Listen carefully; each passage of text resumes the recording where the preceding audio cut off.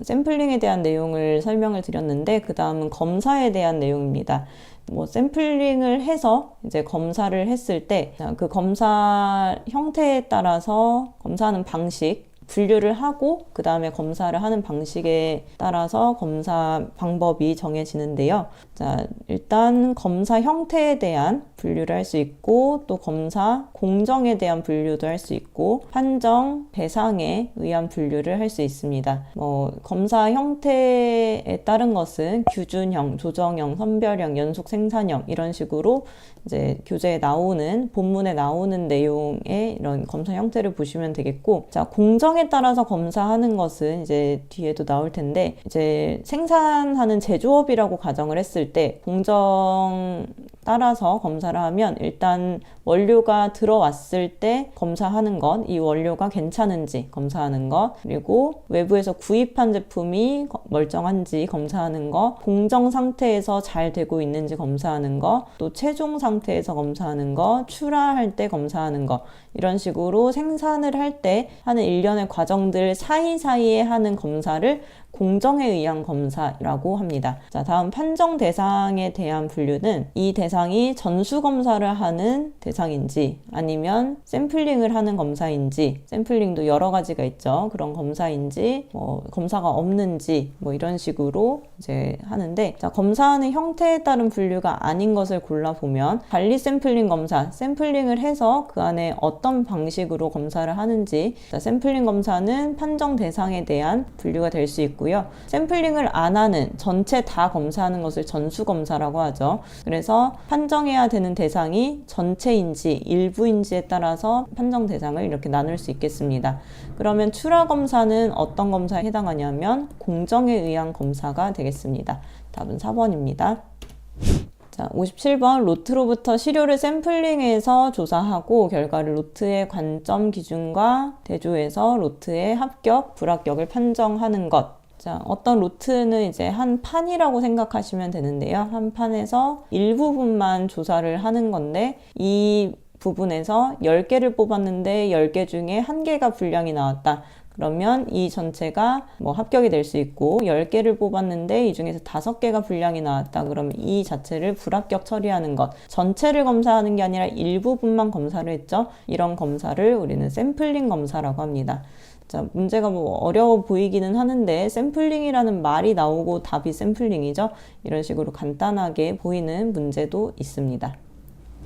자, 이런 검사하는 여러 가지 방법을 좀 알아봤는데요.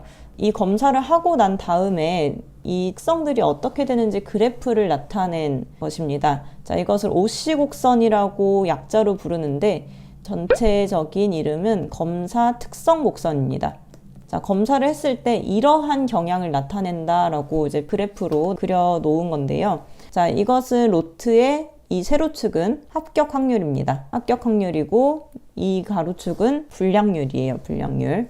자, 그러면 0에 갈수록 불량이 없는 거죠. 그러니까 양품, 불량이 아닌 제품일 확률이 높아지는 거고, 오른쪽으로 갈수록 불량인 확률이 높아지는 거예요. 자, 그러면 불량이 아닌 합격으로 판정되면 제일 좋은 거겠죠?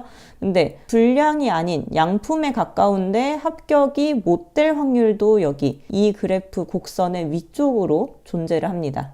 자, 이 부분은 우리가 생산품을 생산자 입장에서 잘 만들었는데 샘플링 검사에서 뭔가 오류가 나서 검사를 하다가 잘못 측정할 수도 있는 거잖아요. 여러 가지 요인에 의해서 측정 장비가 잘못될 수도 있고, 대부분은 정상을 정상으로 판정하지만 정상인데도 비정상으로 판정할 확률이 이 윗구간에 해당합니다. 여기 쓰여 있는 이 기호는 알파고요.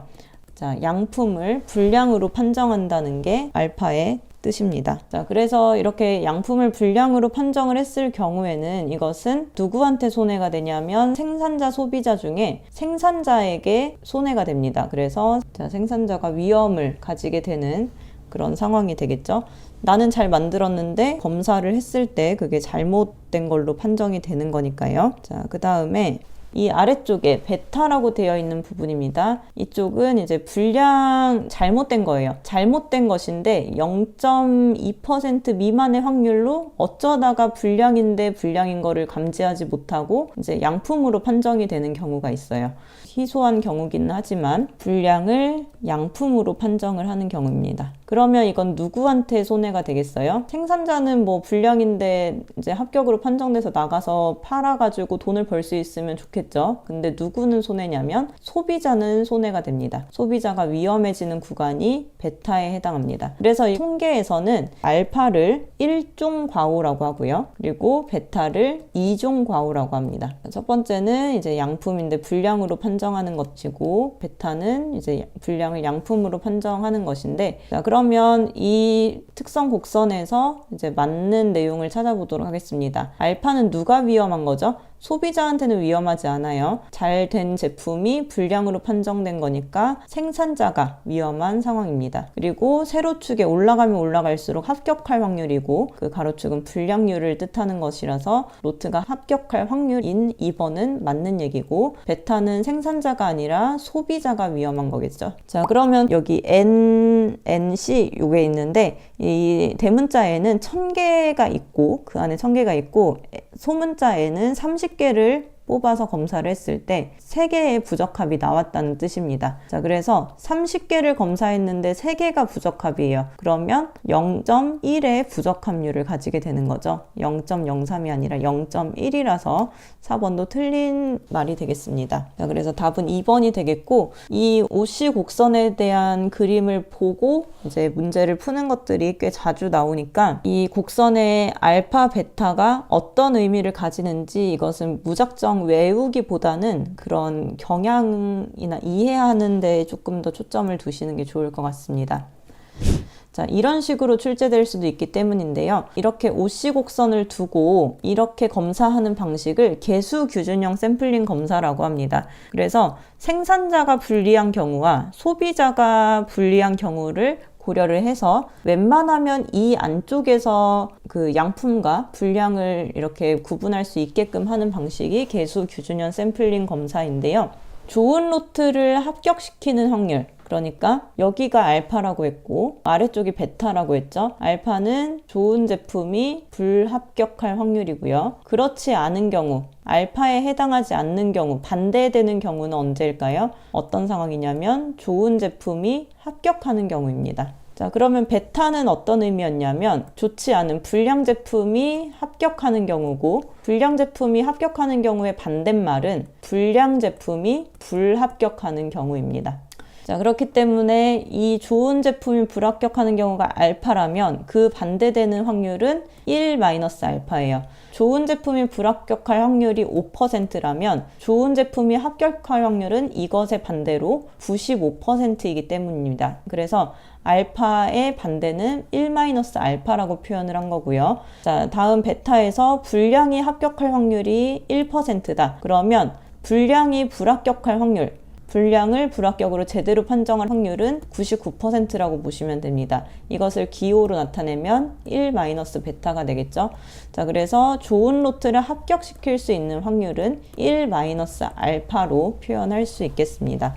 일단 알파, 베타의 개념을 먼저 확립을 한 뒤에 이런 내용까지 확장시킬 수 있어야 되겠습니다. 자, 그럼 이렇게 하는 방식, OC 곡선을 가지고 하는 방식을 개수 규준형 1회 샘플링 검사라고 하는데요. 자, 지금은 없어진 검사이긴 하지만 예전에 기출문제가 이런 것들이 있었기 때문에 한번 보자면, 검사를 했을 때 생산자가 위험한 경우 그리고 소비자가 위험한 경우를 고려를 해서 어느 정도의 오차가 있다는 걸 감안을 하면서 모두에게 유리한 검사 결과를 주는 방식입니다.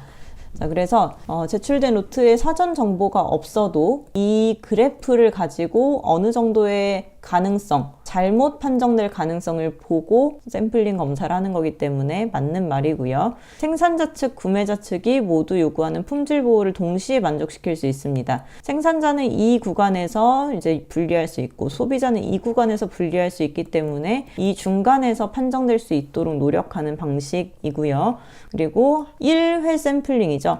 자, 한 번의 검사만으로도 사용할 수가 있습니다. 근데 파괴 검사와 같이 전수 검사가 불가능할 때는 사용할 수 없다가 아니라 사용이 가능합니다. 한 번 사용하는 게 가능하면 어떤 경우에도 사용하는 좀 다양하게 이제 사용할 수 있는 그런 검사라고 보시면 되겠습니다.